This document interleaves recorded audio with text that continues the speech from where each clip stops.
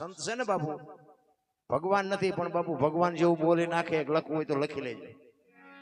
એક ગામની બાજુમાં બાપુ આશ્રમ હતો, એક સંત રહેતા હતા, ગાયું હતી, થોડીક આશ્રમ હતો ને ધૂન કરે, ભજન કરે, બધા ડાયરો હાંજના જાય, બધા સત્સંગ ભજન કરે. એટલે એક દી બધા બેઠા હતા 15-20 જણા ગામના, રોજ હાંજે જાય, અહીંયા ચા પાણી બાપુ ના પીવે, સત્સંગ ભજન કરે. એક દી એક ભાઈ શું કે, કારણ કે આમાં બધા ભજન વાળા ન આવતા, અપલખણા તો હોય જ બધી, અહીંયા કે બધા ભજન વાળા નહીં હોય, આમ બેઠા એમાં અમારી ભૂલ જ્યાં હોય એ હાટું છે બેઠા હોય. એક ભાઈ બાપુ ને શું કે બાપુ અમારામાં તમારા કે બહુ ફેર નહીં, તો કે હા એ તો તમે માણસો ને અમે માણા, કે અમારામાં તમારામાં શું ફેર? એ કે બાપુ એમ નથી કહેતો, કે તો એ કે અમારી પાસે પૈસા હોય ને એટલે અમે મકાન વધાર્યું, તમારી પાસે પૈસા હોય તમે આશ્રમ વધારો, અમને અમારા છોકરાની ચિંતા ને તમારે તમારા ચેલાની ચિંતા. બાપુ તરત ઉભા થયા કે મને શું માનતું હોય છે? બાપુ કે આ ગામના બેઠા છો ને બધા, તો કે હા. એ કે આશ્રમ ને ગાયો ને આ બધી ચીજ વસ્તુ છે ને જેને જોઈને લઈ જાઓ, ઓલાને કે તારી 100 વીઘા જમીન દઈ દે ને હાલ મારી હારે કે ગિરનારમાં, કે અમારથી એ ન થાય કે તમારામાં ને અમારામાં એટલો ફેર. સાતું કરીએ કે નહીં, તમારી મારી તાકાત બહારની વાત છે. હું તો એમ કહું કોઈ કરતા હોય ને કરવા દો, નડો નહીં તો ભક્તિ થઈ જાય. લ્યો આવા માંડવા કોક નાખે ને એને નડો નહીં તો ભજન થઈ જાય. આની માટે બાપુ સારા સંતાનની જરૂર છે, અને સારા સંતાન માટે સારી જનેતાની જરૂર છે. ધરાવીને ધાનનો નીપજે, કુડવીને માડુનો હોય, જેહળ જકરા નીપજે બાપુ, જેની જનેતા હોતલ હોય. આરી મા વગર બાપુ હારા દીકરા કોઈ દી ન થાય. હું તો બેનો દીકરીઓને ખાસ કહું, મારી વાતો અમુક કડવી છે પણ ન બોલાવો મારે કઈ બહુ વાંધો જરૂર છે નહીં, પણ સત્ય તો કેવું પડે. કારણ કે દરદ ગોળ ખવડાવે કોઈ દી ન મટે, કડવું પાય દરદ મટે. હું તો બહેનોને ખાસ કહું કે ઉદરમાં સંતાનનો વિકાસ થતો હોય અને જન્મ થયા પહેલા રામાયણ ને 5-5 ગીતાના પાના વાંચજો બાપુ. જો આપને ટેકો દેવું સંતાન ન થાય તો બાપુ મારી છાતીમાં ડામ દઈ દઉં. આપણા શાસ્ત્રોનો પુરાવો, આપણા સંતોની તાકાત, સારા દીકરા બાપુ એમ નામ ન થાય. વહુ હારો ભેગા પાણી પૂરીયું ખાતા હોય ત્યાં પરજા જેવી થાય. તમે જુઓ તો એમાં સિટીમાં તમે જુઓ બેનું વાળ કપાવે, વાળ બોલો આ બેનું ધંધો હે. ખીલકોડીના પૂંછડા જેટલા હોય વાય આમથી આમ ને આમથી. અરે તારો વેતો હવે આમાં રાણા પ્રતાપ ને શિવાજી શું થાય આમાં? હે 60-60 વર્ષની થઈ હોય, ઉમરા વચ્ચે રહી સબે રમતી હોય, ટબો ટાસ ટબો. હવે જીની અરે મનાણા એના થઈ ગયા ટબો ટાસ. અમારે અહીંયા સુરનગરમાં એકવાર ટોળું ઉભું હતું ને, ટોળું હતું આમ, એટલે અમને એમ થયું કઈક જોવાનું લાગે. અમે અહીંયા ગયા ને, લુહાણ હાલતમાં એક ભાઈ પડેલા હો. એટલે મેં કીધું આને દવાખાને લઈ જાઓ. દવાખાને એને બોલાવે, હડબડાવે તોય કોઈ હલે ભલે નહીં, બોલે નહીં, કે લોહી સણ કરી નાખ્યો. પણ મેં કીધું ખીચા પીચામાં કઈક સરનામું હોય છે, હાલો નહીં ના ઘરે લઈ જાય. ઘરે લઈ જાવ કીધું ને, બોલ્યો કે શું પાછો ભંગવી નાખવો છે. ત્યાં ખબર પડી કે એના ઘર ને ભાંગી નાખ્યો. હવે આ ટબો ઢાસ નો કહેવાય, બીજું શું કહેવાય? અરે હગો હારો નો હાપડે, મિત્ર મળે જો લબાડ, પત્ની મળે જો કભાર જાતો હેળે જો. તાર ત્રણેય પકા મોડા હોય તો ગિરનાર ભેગું થઈ જવાય. રામ હગામાં ઠેકાણા ન હોય, ભાઈબંધમાં ઠેકાણા ન હોય, ઘરે જઈએ તો બહિરામ ઠેકાણા ન હોય. કેવી રીતે મારા રામા દુનિયામાં જિંદગી જીવવી ભલા? આ તમે અમને હાથની હથેળીમાં રાખો. હા હલો ખાવાના હલો. હું તો બાપુ આ ગામમાં ચા પી થાકી રહ્યો. બાપુ મારા ઘરે હાલો, ઓલો કે બાપુ મારા ઘરે હાલો. એમાં મને આવડા ટાબરિયા બાપુ મને બહુ ગમ્યા આજ. કારણ કે એ ઈશ્વરનું એક રૂપ છે. તમે તો બધા ઠીક છે, એક સ્વાર્થ હોય ને તમે મને લઈ જાઓ, મારી યાર ફોટો પડાવો, બધી વાત બરોબર. આવડી દીકરીઓને આવડા દીકરા મારી યાર કેટલાય ફોટા પડાય. એમના પપ્પાને કેવાય બાપુ યાર મારે ફોટો પડાવો. બાપુ કરોડપતિ કેટલાય છે, ભજન વાળા કેટલાય છે, પૈસા વાળા કેટલાય છે. આપણી સાતી ફાટક આટલા બધા માણામાં મને એકને જ આવડા છોકરા સહી કેમ કરે છે બાપુ? આ શું છે? આ વિચાર કરજો. કદાચ તમે 50 તોલા હોનું પહેરીને આવો, 1 કરોડ રૂપિયાની ગાડી લઈને આવો, તોય કોઈ નો કે તમારે યાર ફોટો પાડવો છે. શું આ બાપુ આ કેવડી કમાણી છે મહાપુરુષોની? અને એને એવા 8-10 વર્ષના છોકરાને ખબર ન હોય કે આ ભગત છે ને આ હારા ભજન ગાય છે ને હારું. એ તો બાપુ ઈશ્વરનું સ્વરૂપ છે. એને જયારે આપણા પ્રત્યે લાગણી થાય ને ત્યાં આપણને એમ થાય અરે મારા નાથ તું બેઠો બેઠો હું કળા કરશ. બહુ મને એવી મજા આવી ને ખરેખર. પહેલી વાત તો તમને એમ કહું કે હું કાલનો હૂતોય નથી, નાયોય નથી, કપડાય નથી બદલાવ્યા, મારું માથું વળેલું હોય. ખરેખર મેં દંતીઓ આજ નથી રેડ્યો બાપુ. આજ મારી મસ્તી જ બાપુ. મારો મિત્ર, એક મારા મિત્રના ઘરે પ્રસંગ છે એટલે મારી કહું તૂટે. નગર બાપુ ઘરે 1 કલાક મોડું, આ મારો દીકરો ભેગો પૂછો, 1 કલાક જો મોડું થયું ને પાણી કાઢવાનું તો શું થાય ઘરે પૂછો. આજ આખા દીમાં મને પહેલી વાત તો કોઈ નાવા જ ન દીધો. એટલે શું નાવું, આ મારું ઘર છે. પણ એ સાંભળતું નથી. કહેવાનો મારો મિનિંગ એ છે કે પ્રેમ જ્યાં છે ને, પ્રેમ એ જ બહુ મોટી વાત છે. પ્રેમને હજી દુનિયા સમજી જ નથી. પ્રેમ છે ને કોકના ઘરમાં ભડકા કરવા એ પ્રેમ નથી, વેમ છે. પ્રેમમાં તો મારા નાથને તમારી ઝૂંપડી સુધી ધક્કો થાય. રામ બાપુ પ્રેમ એને કહેવાય. આ તમે અમને હાથની હથેળીમાં રાખો, હાલો બાપુ આમ, હાલો બાપુ આમ, અને તમે અહીંયા આવ્યા હોય મારા ઘરે અને હું એમ કહું કરે હાલો હાલો ચા પાણી રોટલા સિવાય જવાય. અને હું આમ ડેલામ લઈ જાઉં પછી રવડામાંથી હાણીશું લોટા મંડે ઉડવા, મારે ચિંતા જવું હે? સારું માણા ન હોય તો બાપુ મરી જવાય, જીવવાની મજા ન આવે. ભલા મને એ તો હું તો બસ હું તો એક જ વાત કરું, ભગવાનને અરજ કરજો કે ઘરના તું સભ્ય તને ઈચ્છા પડે એટલા દેજે, પણ દેજે વ્યવસ્થિત. કોક માણાને બટકું રોટલો દે એવા દેજે. અત્યારે તમે જોવો ને માગણ નીકળે ને આમ ડેલી વાટી કરે, આગળ જો આગળ આગળ. હવે આગળ ઠેઠ સુધી તારા જેવા છે બધા, ક્યાં આગળ જાય? એકમાં કઈ ફૂંકીને ફાકડો ભરે એવું નથી. એકાદું બટકું રોટલો દે, મરી નહીં જાય એટલું આપ્યું ભગવાને. પણ છૂટતું જ નથી રામ. કારણ કે ભૂખની ખબર જ નથી. કોઈને ભીખ માગવી નથી ગમતી. પેટ મગાવે પેટ.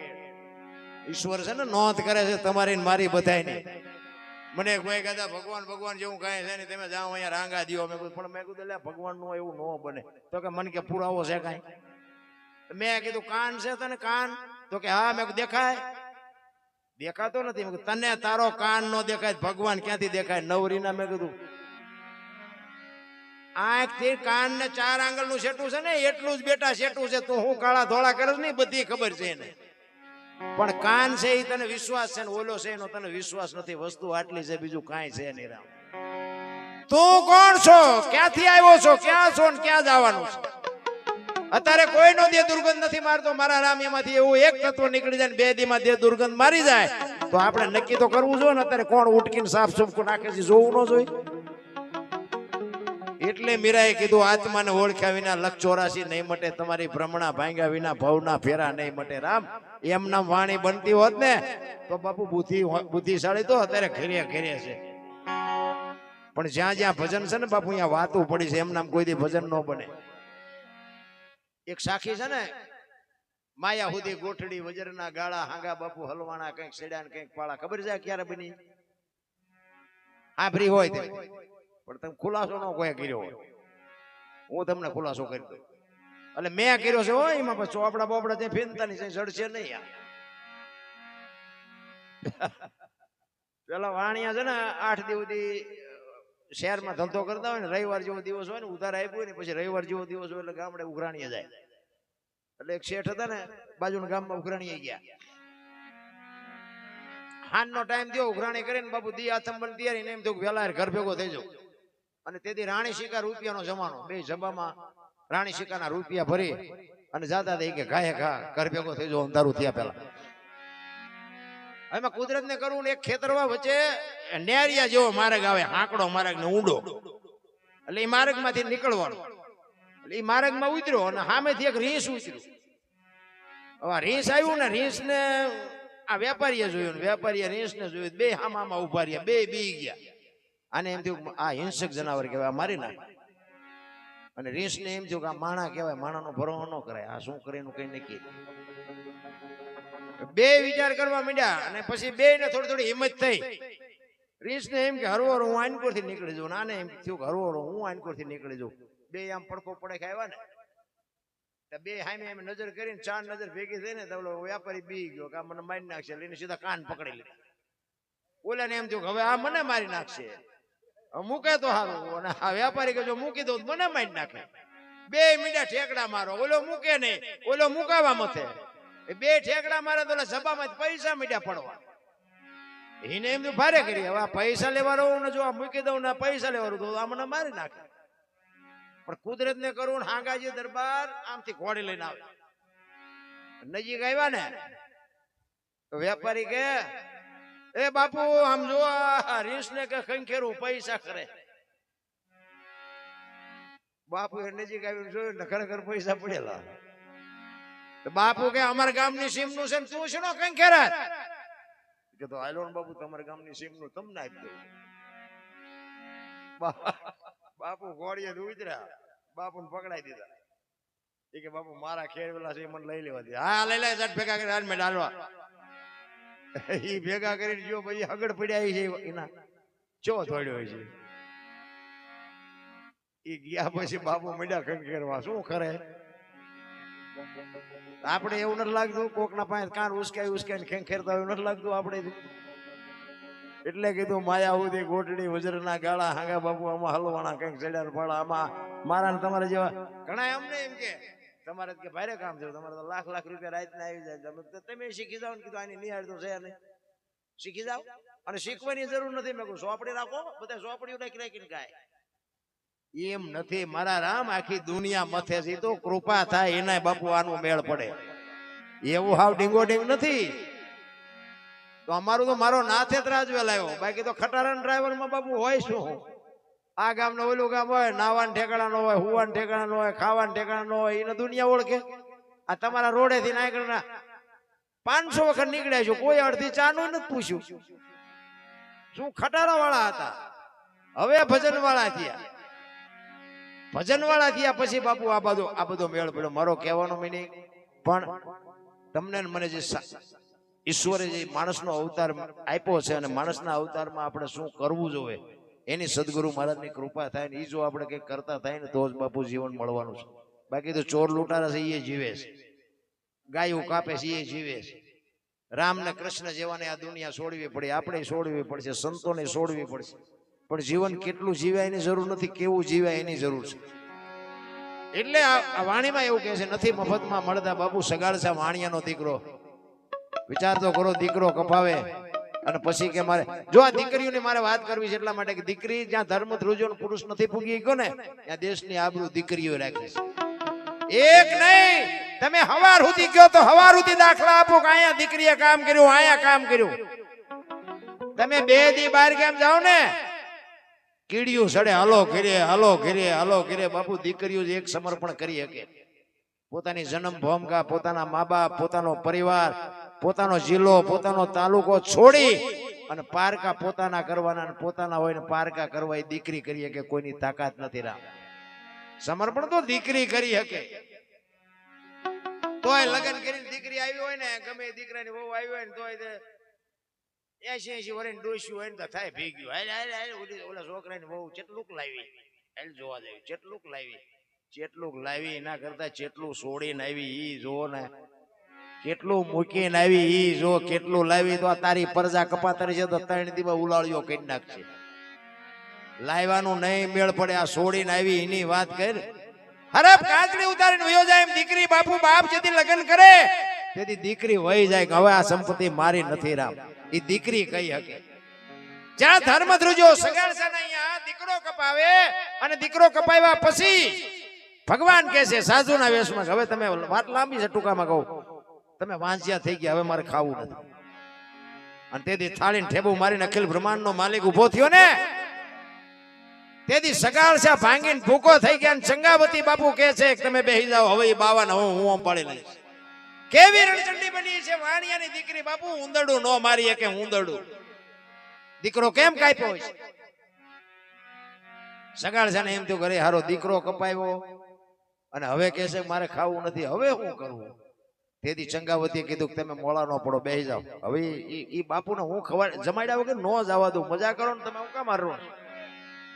સાધુ ઉભો થઈને હાલવાની તૈયારી કરી અને તેથી બાપુ એ દીકરી કહે છે કે એ બાપુ બેહી જાઓ આમ ડેલી આડી કરી હો બેહી જાઓ. એ કે જમ્યા વગર નથી જવાનું. કેવી રણચંડી કેવી બની છે બાપુ. આપણે ચિત્ર તો યાદ કરો કે આ પ્રસંગ બન્યો હોય છે ત્યારે કેવું હોય છે. આપણા રૂવાડા ખડા થઈ જાય. મારા રામ રૂવાડા આપણે એક બટકું રોટલો નો દે કે દીકરા હું કાપવાના હતા ભલામણ. ઈ કે દીકરી કે છે ચંગાવતી સાધુને કે છે કે બાપ જાણી તને કહું છું બાવા, મારા પેટ છે મહિના 5, આશરો સીતારામનો વાય કોઈ નો જાય, નિરાશ બેઠો થઈશ માં બાવા, તને હવે જીમ્યા વિના નહીં દઉં જાવા, મારા બાપ બેહી જા, મારા પેટમાં 5 મહિનાનો ગર્ભ છે ને, ફાડીને રાતીને તને ખવડાવું, તું ચા હજી અમને ઓળખ.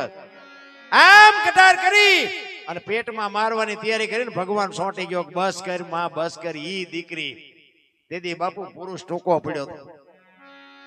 હરિશ્ચંદ્ર રાજાએ તારામતીને અયોધ્યાની બજારમાં રીંગણા વેચાઈ બૈરું વેચી નાખ્યું. આપણે જ્યાં હજી બૈરા વેચવાનો વારો આવ્યો. અયોધ્યાની મહારાણી, વિચાર કરજો, લેવી છે કોઈને બાય, લેવી છે કોઈને બાય, કેવડી મોટી વાત કહેવાય. અયોધ્યાનો સમ્રાટ હતો ભલામણા. આપણે અત્યારે કોકના બૈરાને કઈક ગમતું વ્યવહારિક પૂછતા હોય તો ડોળા કાતરા, હું મારી બહુ મેં કરતો, એટલે ભાઈ કાંઈ કરતા એમ તો સરનામું પૂછતા હતા કે મારા ભાઈ ક્યાં છે, એ પૂછ્યું બીજું કાંઈ છે નહીં, હરકું હોય તો વાંધો ને 2 ગાડીઓ હોત ખાવી પડે. ઓલે એનું બૈરું વેચી નાખ્યું. રામ કોઈનું બાપા, ઓલો કોરોના આવ્યો ને, મારી વહુ મારા છોકરા મારા બાપા કોઈ નાયા ભાઈ અડતું નતું. ઓલે જીસીબી થી પાણા હડચલતા, એટલે તારી વહુ છે ને એટલે કોઈ નહોતું અડતું બાપુ. આ ઈ દુનિયા છે, સ્વાર્થની દુનિયા છે, બાકી વાતમાં કાંઈ છે નહીં નારાયણ. એટલે જલારામ બાપા અને સગાળસા બાપુ કહે છે, જલારામ બાપાએ વીરબાઈને કીધું કે એક સાધુ તમારી માગણી કરે છે. જોકે આપણા ઘરે કોઈ આવે તો આવો અખતરો કઈ કરતા નહીં, આ તો આ આનંદ કરવાનો છે. સાધુ ને બૈરું આપી દીધું. બોલો જલારામ. આપણે ત્યાં પતે એવું છે અત્યારે ઘણા એમ કે હવે આવું કઈ છે ને, બધું તેમ બધા ગોઠવી દીધું. એટલે અમારે તારું બૈરું નથી વેકાવી નાખવું. માઇન તો ઠીક છે, નો માઇન તો અમારે જાતા ને મનાવવાનો. ઇતિહાસ ખોટા પાડવા હાટું મથે. બોલો